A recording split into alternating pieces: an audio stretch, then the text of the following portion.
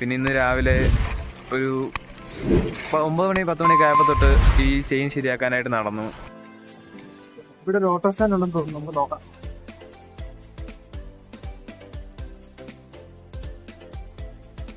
Travel blog എന്ന് ഒരു travel blogging channel ഉണ്ടാക്കി കഴിഞ്ഞപ്പോഴത്തേനും ആദ്യം വിചാരിച്ചത് ഒരുപാട് സ്ഥലങ്ങൾ കാണാം, നല്ലപോലെ എൻജോയ് ചെയ്യാം, ഭയങ്കര സുഖമായിരിക്കും എന്നൊക്കെ വിചാരിച്ചത്.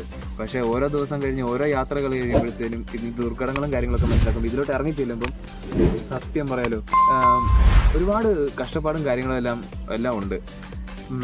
പക്ഷേ എന്താ പറയുക, ഓരോ കഷ്ടപ്പാടുകളും ഓരോ നല്ല ഓർമ്മകളാകുന്നത് അടുത്ത സ്ഥലത്തോട്ട് വേറൊരു ട്രാവലിങ്ങിന് പോകുമ്പോൾ വേറൊരു ബുദ്ധിമുട്ട് കാര്യങ്ങൾ ഉണ്ടാകുമ്പോഴാണ്.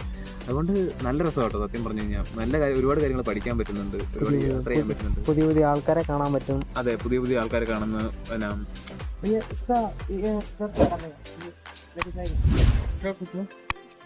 നമ്മളത് 3ാമത്തെ തവണ